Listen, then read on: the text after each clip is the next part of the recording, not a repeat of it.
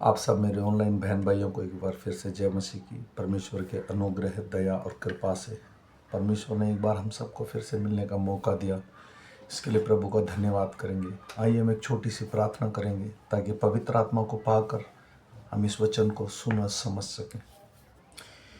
धन्यवाद मेरे राजा, हे राजाओं के राजा, हे करुणा निधान, हे जीवित परमेश्वर, मैं तेरे पवित्र चरणों को दंडवत करता हूँ प्रभु। शाम के सुंदर समय फिर तूने जीवित रखा, फिर एक बार मिलने का मौका दिया। तेरा धन्यवाद प्रभु। प्रत्येक जन जो ऑनलाइन सुने प्रभु, सबको पवित्र आत्मा से ढक देना प्रभु। उनकी बुद्धि को खोलना ताकि तेरे जीवित वचन को समझकर, सुनकर और ग्रहण करने पाए प्रभु जी। प्रभु जी, मैं आशा करता हूँ प्रभु, इस वचन के द्वारा प्रभु हमारे जीवन में अगुवाई करना ताकि हम तेरे वचन को जानने पाए प्रभु, हम तुझे जानने पाए प्रभु। जैसा तूने प्रेम किया प्रभु हमसे, उसी तरह का हम तेरे वचन के साथ प्रेम रखें, क्योंकि वचन देहधारी हुआ और प्रभु जी संसार में आया। इसीलिए प्रभु जी मैं सब ऑनलाइन बहन भाइयों को तेरे बलवंत हाथों में सौंपता हूँ प्रभु जी। पवित्र आत्मा से ढक देने के लिए सारा आदर, सारी महिमा तुझे देते हुए छोटी सी विनती तेरे प्यारे बेटे मेरे उद्धार करता यीशु नासरी के नाम से मांग कर पा लेता हूँ पिता, आमीन। मेरे भाई और बहनों, जो मुझे फॉलो करेगा 365 दिन वो पूरी की पूरी बाइबल कंप्लीट कर लेगा। और मैं सुबह नया नियम पढ़ता हूँ, शाम को पुराना नियम। और अभी हम शाम को पुराना नियम पढ़ेंगे। हम पढ़ेंगे लव व्यवस्था की पुस्तक में से 26 और 27 अध्याय। इसके पढ़े और सुने जाने पर प्रभु की आशीष हो। तुम अपने लिए मूरत ना बनाना और ना कोई खोदी हुई मूरत या लाट अपने लिए खड़ी करना, और ना अपने देश में दंडवत करने के लिए नक्काशीदार पत्थर स्थापित करना, क्योंकि मैं तुम्हारा परमेश्वर यहोवा हूँ। तुम मेरे विश्राम दिनों का पालन करना और मेरे पवित्र स्थान का भय मानना। मैं यहोवा हूँ। यदि तुम मेरी विधियों पर चलो और मेरी आज्ञाओं को मानकर उनका पालन करो, तो मैं तुम्हारे लिए समय समय पर मेंह बरसाऊंगा तथा अपनी भूमि अपनी उपज उपजाया करेगी और मैदान के वृक्ष अपने फल दिया करेंगे। यहाँ तक कि तुम दाख तोड़ने के समय भी दावनी करते रहोगे और बोने के समय भी भरपेट दाख तोड़ते रहोगे, और तुम मनमानी रोटी खाया करोगे और अपने देश में निश्चिंत बसे रहोगे। और मैं तुम्हारे देश में सुख चैन दूंगा और तुम सोओगे और तुम्हारा कोई डराने वाला ना होगा। और मैं उस देश में दुष्ट जंतुओं को रहने ना दूंगा और तलवार तुम्हारे देश में ना चलेगी, और तुम अपने शत्रुओं को मार भगाओगे और वे तुम्हारी तलवार से मारे जाएंगे। तुम में से 5 मनुष्य 100 को और 100 मनुष्य 10,000 को खदेड़ेंगे, और तुम्हारे शत्रु तलवार से तुम्हारे आगे आगे मारे जाएंगे। और मैं तुम्हारी ओर कृपा दृष्टि रखूंगा और मैं तुमको फलवंत करूंगा और बढ़ाऊंगा, और तुम्हारे संग अपनी वाचा को पूर्ण करूंगा। और तुम रखे हुए पुराने अनाज को खाओगे और नए के रहते हुए पुराने को निकालोगे। और मैं तुम्हारे बीच अपना निवास स्थान बनाए रखूंगा और मेरा जी तुमसे घृणा नहीं करेगा। और मैं तुम्हारे मध्य चला फिरा करूंगा और तुम्हारा परमेश्वर बना रहूंगा और तुम मेरी प्रजा बने रहोगे।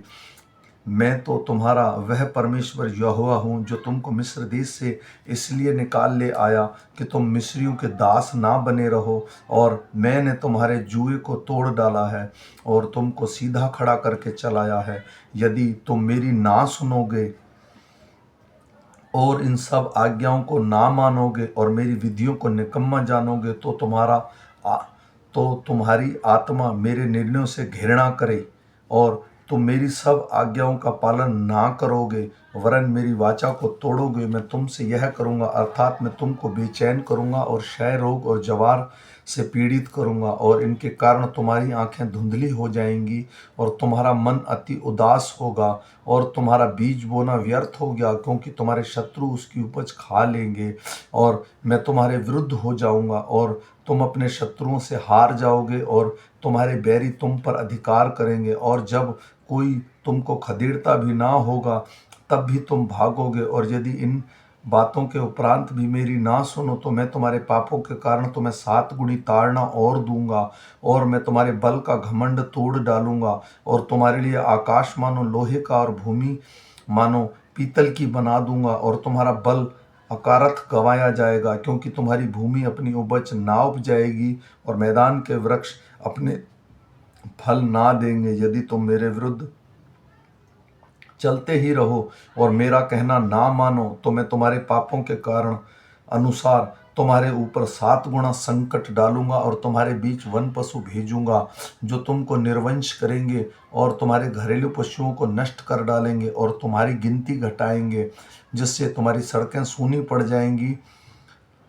फिर यदि तुम इन बातों पर भी मेरी ताड़ना से ना सुधरो और मेरे विरुद्ध चलते ही रहो, तो मैं भी तुम्हारे विरुद्ध चलूंगा और तुम्हारे पापों के कारण मैं आप तुमको 7 गुना मारूंगा और मैं तुम पर एक ऐसी तलवार चलवाऊंगा जो वाचा तोड़ने का पूरा पूरा पलटा लेगी। और जब तुम अपने नगरों में जा जाकर इकट्ठा होगे, तब मैं तुम्हारे बीच मरी फैलाऊंगा और तुम अपने शत्रुओं के वश में सौंप दिए जाओगे। जब मैं तुम्हारे लिए अन्न का आधार दूर कर डालूंगा, तब 10 स्त्रियां तुम्हारी रोटी एक ही तंदूर में पका पका कर तोल तोल कर बांट देंगी और तुम खाकर भी तृप्त न होगे। फिर यदि तुम इसके उपरांत भी मेरी ना सुनोगे और मेरी विरुद्ध चलते ही रहोगे, तो मैं अपने न्याय के विरुद्ध चलूंगा और तुम्हारे पापों के कारण तुमको 7 गुना ताड़ना और भी दूंगा और तुमको अपने बेटे बेटियों का मांस खाना पड़ेगा। और मैं तुम्हारे पूजा के ऊंचे स्थानों को ढा दूंगा और तुम्हारे सूर्य की प्रतिमाएं तोड़ डालूंगा और तुम्हारी लोथों को तुम्हारी तोड़ी हुई मूर्तों पर फेंक दूंगा और मेरी आत्मा को तुमसे घृणा हो जाएगी और मैं तुम्हारे नगरों को उजाड़ दूंगा और तुम्हारे पवित्र स्थानों को उजाड़ दूंगा और तुम्हारा सुखदायक सुगंध ग्रहण ना करूंगा और मैं तुम्हारे देश को सूना कर दूंगा और तुम्हारे शत्रु जो उसमें रहते हैं वे इन बातों के कारण चकित होंगे। और मैं तुमको जाति जाति के बीच तितर बितर करूंगा और तुम्हारे पीछे पीछे तलवार खींचे रहूंगा और तुम्हारा देश सूना हो जाएगा और तुम्हारे नगर उजाड़ हो जाएंगे। तब जितने दिन वह देश सूना पड़ा रहेगा और तुम अपने शत्रुओं के देश में रहोगे, उतने दिन वह अपने विश्राम कालों को मानता रहेगा। तब ही वह देश विश्राम पाएगा, अर्थात अपने विश्राम कालों को मानता रहेगा। जितने दिन वह सूना पड़ा रहेगा उतने दिन उसको विश्राम रहेगा, अर्थात जो विश्राम उसको तुम्हारे वहाँ बसे रहने के समय तुम्हारे विश्राम कालों में ना मिला होगा, वह उसको तब मिलेगा। और तुम में से जो बचे रहेंगे वह अपने शत्रुओं के देश में होंगे और उनके हृदय में कायरता उपजाऊंगा और वे पत्ते के खड़कने से भी भाग जाएंगे और वे ऐसा भागेंगे जैसा कोई तलवार से भागे और किसी के बिना पीछा किए हुए भी गिर गिर पड़ेंगे।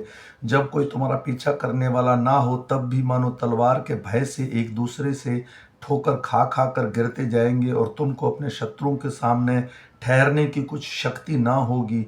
तब तुम जाति जाति के बीच पहुंचकर नष्ट हो जाओगे और तुम्हारे शत्रु की भूमि तुमको खा जाएगी और तुम में से जो बचे रहेंगे वे अपने शत्रु के देश में अपने अधर्म के कारण गल जाएंगे और अपने अपने पुरखाओं के अधर्म के कामों के कारण भी उन्हें उनके समान गल जाएंगे। पर यदि वे अपने और अपने पितरों का अधर्म मान लेंगे, अर्थात उस विश्वासघात का जो मेरा करेंगे और वह भी मान लेंगे कि हम यहोवा के विरुद्ध चले थे, इसी कारण वह तुम्हारे विरुद्ध होकर हमारे शत्रुओं के देश में ले आया है, यदि उस समय उसका खतना रहित हृदय दब जाएगा और वे उस समय अपने अधर्म के दंड को अंगीकार करेंगे, तब जो वाचा मैंने याकूब के संग बांधी थी उसको मैं स्मरण करूंगा और जो वाचा मैंने इसहाक से और जो वाचा मैंने अब्राहम से बांधी थी उसको भी स्मरण करूंगा और इस देश को भी मैं स्मरण करूंगा। पर वह देश उनसे रहित होकर सूना पड़ा रहेगा और उसके बिना सूना रहकर भी अपने विश्राम कालों को मानता रहेगा और वे लोग अपने अधर्म के दंड का अंगीकार करेंगे। इसी कारण से भी उन्होंने मेरी आज्ञाओं का पालन का उल्लंघन किया था और उनकी आत्माओं को मेरी विधियों से घृणा थी। इतने पर भी जब वे अपने शत्रुओं के देश में होंगे तब मैं उनको इस प्रकार नहीं छोड़ूंगा और ना उनसे ऐसी घृणा करूंगा कि उनका सर्वनाश कर डालूं और अपनी उस वाचा को तोड़ दूं जो मैंने उनके साथ बांधी है, क्योंकि मैं उनका परमेश्वर यहोवा हूँ। परंतु मैं उनकी भलाई के लिए उनके पितरों से बांधी हुई वाचा को स्मरण करूंगा, जिन्हें मैं अन्य जातियों की आंखों के सामने मिस्र देश से निकाल कर लाया, कि तुम्हारा परमेश्वर ठहरूं। मैं यहोवा हूँ। जो जो विधियां और नियम और व्यवस्था यहोवा ने अपनी ओर से इजरायलियों के लिए सीनै पर्वत पर मूसा के ठहराई गई थी वे ये ही हैं। फिर यहोवा ने मूसा से कहा, इजरायलियों से कह कि जब कोई विशेष संकल्प माने तो संकल्प के किए हुए प्राणी तेरे ठहराने के अनुसार यहोवा के होंगे। इसलिए यदि वह 20 वर्ष या उससे अधिक 60 वर्ष से कम अवस्था का पुरुष हो तो उसके लिए पवित्र स्थान के शेकेल के अनुसार 50 शेकेल का रुपया ठहरे। यदि वह स्त्री हो तो 30 शेकेल ठहरे। फिर यदि उसकी अवस्था 5 वर्ष या उससे अधिक 20 वर्ष से कम की हो तो लड़के के लिए तो 20 शेकेल और लड़की के लिए 10 शेकेल ठहरे। यदि उसकी व्यवस्था 1 महीने या उससे अधिक की हो तो 5 वर्ष से कम की हो तो लड़के के लिए तो 5 और लड़की के लिए 3 शेकेल ठहरे। फिर यदि उसकी व्यवस्था 60 वर्ष या उससे अधिक की हो तो वह पुरुष उसके लिए 15 शेकेल और स्त्री हो तो उसके लिए 10 शेकेल ठहरे। परंतु यदि कोई इतना कंगाल हो कि याजक का ठहराया हुआ दाम ना दे सके तो वह याजक के सामने खड़ा किया जाए और याजक उसकी पूंजी ठहराए, अर्थात जितना संकल्प करने वाले से हो सके याजक उसी के अनुसार ठहराए। फिर जिन पशुओं में से लोग यहोवा को चढ़ावा चढ़ाते हैं, यदि ऐसे में से कोई संकल्प किया जाए तो जो पशु को यहोवा को दे वह पवित्र ठहरेगा। वह उसे किसी प्रकार से न बदले, न तो वह बुरे के बदले अच्छा और ना अच्छे के बदले बुरा दे। और यदि वह उस पशु के बदले दूसरा पशु दे तो वह उसका बदला दोनों पवित्र ठहरेंगे। और जिन पशुओं में से लोग यहोवा के लिए चढ़ावा नहीं चढ़ाते, ऐसे में यदि वह हो तो उसका याजक के सामने खड़ा कर दे। तब याजक पशु के गुण अवगुण दोनों विचार कर उसको मोल ठहराए, और जितना याजक ठहराए उसका मोल उतना ही ठहरे। पर यदि संकल्प करने वाले उसे किसी प्रकार से छुड़ाना चाहे तो जो मोल याजक ने ठहराया हो उसका 5वां भाग और बढ़ा कर दे। फिर यदि कोई अपना घर यहोवा के लिए पवित्र ठहराकर संकल्प करे तो याजक उसके गुण अवगुण दोनों विचार कर उसका मोल ठहराए, और जितना याजक ठहराए उसका मोल उतना ही ठहरे। और यदि घर का पवित्र करने वाला उसे छुड़ाना चाहे तो जितना रुपया याजक ने उसको मोल ठहराया हो उसमें वह 5वां भाग और बढ़ा कर दे, तब वह घर उसी का रहेगा। फिर यदि कोई अपनी निजी प्रजा का कोई भाग यहोवा के लिए पवित्र ठहराना चाहे तो उसका मोल उसके अनुसार ठहरे कि उसमें कितना बीज पड़ेगा। जितनी भूमि में होमेर भर जो पड़े उतने में मोल 50 शेकेल ठहरे। यदि वह अपने खेत जुबली के वर्ष में पवित्र ठहराए तो उसका दाम तेरे ठहराने के अनुसार ठहरे। और यदि वह अपना खेत जुबली के वर्ष के बाद पवित्र ठहराए तो जितना दूसरे वर्ष जुबली के वर्ष में बाकी रहे उन्हीं के अनुसार याजक उसके लिए रुपये का हिसाब, तब जितना हिसाब कि में आए उतना याजक को ठहराए, ठहराने से कम हो। और यदि खेत का पवित्र ठहराने वाला उसे छुड़ाना चाहे तो जो दाम याजक ने ठहराया हो उसे वह 5वां भाग और बढ़ा कर दे, तब खेत उसी का रहेगा। पर यदि वह खेत को छुड़ाना ना चाहे या उसको दूसरों के हाथ बेचा हो तो खेत आगे को कभी न छुड़ाया जाए। परंतु जब वह खेत जुबली के वर्ष में छूटे तब पूरी रीति से अर्पण किए हुए खेत के समान यहोवा के लिए पवित्र ठहरे, अर्थात वह याजक ही की निजी भूमि हो जाए। फिर यदि कोई अपना मोल लिया हुआ खेत जो उसका निजी भूमि के खेत का ना हो तो यहोवा के लिए पवित्र ठहराए। जो याजक जुबली के वर्ष तक का हिसाब करके उस मनुष्य के लिए जितना ठहराया उतना ही यहोवा के लिए पवित्र जानकर उसी को दे दे। जुबली के वर्ष में वह खेत उसी के अधिकार में जिससे वह मोल लिया गया हो फिर आ जाए, अर्थात उसका वह निजी भूमि हो और उसी की फिर हो जाए। जिस जिस वस्तु का मोल याजक ठहराए उसका मोल पवित्र स्थान ही के शेकेल के हिसाब से ठहरे, शेकेल 20 गेरा का ठहरे। परंतु घरेलू पशुओं का पहलौठा जो पहलौठा होने के कारण यहोवा का ठहरा है उसको पवित्र ना ठहराए, चाहे वह बछड़ा हो चाहे भेड़ का बच्चा हो, यहोवा का ही है। परंतु यदि वह अशुद्ध पशु हो तो वह उसका पवित्र ठहराने वाला उसको याजक के ठहराए हुए मोल के अनुसार उसका 5वां भाग और बढ़ाकर छुड़ा सकता है, और यदि वह ना छुड़ाए तो याजक के ठहराए हुए मोल पर बेच दिया जाए। परंतु अपनी सारी वस्तुओं में से जो कुछ कोई यहोवा के लिए अर्पण करे, चाहे वह मनुष्य हो चाहे वह उसकी निजी भूमि का खेत हो, चाहे वह अर्पण की हुई वस्तु, ना तो बेची जाए और ना छोड़ाई जाए। जो कुछ अर्पण किया जाए वह यहोवा के लिए परम पवित्र ठहरे। मनुष्यों में से जो कोई मृत्यु दंड के योग्य अर्पण किया जाए वह छुड़ाया ना जाए, निश्चय वह मार डाला जाए। फिर भूमि की उपज का सारा दशमांश, चाहे वह भूमि का बीज हो चाहे वृक्ष का फल, वह यहोवा का है, वह यहोवा के लिए पवित्र ठहरे। यदि कोई अपने दशमांश में से कुछ छुड़ाना चाहे तो 5वां भाग बढ़ाकर उसको छुड़ाए। और गाय बैल और भेड़ बकरियां अर्थात जो पशु गिनने के लिए लाठी के नीचे से निकल जाने वाले हैं उनका दशमांश अर्थात 10-10 पीछे एक एक पशु यहोवा के लिए पवित्र ठहरे। कोई उसको गुण अवगुण ना विचारे और ना उसके बदले में कोई यदि उसको बदला भी ले तो वह उसका बदला दोनों पवित्र ठहरे और वह कभी छुड़ाया ना जाए। जो आज्ञा यहोवा ने इजराइलियों को दी सैन पर्वत पर मूसा को दी थी वे ये ही हैं। आमीन। मेरे भाई और बहनों, पीछे जितना भी हमने पढ़ा, परमेश्वर ने पूरी लेवा व्यवस्था में जो व्यवस्था दिया इजराइलियों के लिए वो यही है। तो इसमें आज हमने पढ़ा 27 अध्याय, 26 और 27 अध्याय। तो इसमें जो लिखा गया था विशेषकर के आज्ञा पालन की आशीष, तो यहाँ से लेकर जो 26 हमने पढ़ा है, 26 से लेकर 13 तक जो पढ़ा है उसमें कहा है तो मैं पूरी की पूरी आशीष दूंगा। लेकिन जहाँ से 14 के बाद से जब आज्ञा का जो ना मानना, परमेश्वर ने वहाँ बहुत सारी ताड़नाएं लिखी हैं कि तुम्हें किसी चीज़ की पूर्ति नहीं हो सकती और मैं भी तुम्हारे विरुद्ध हो जाऊंगा।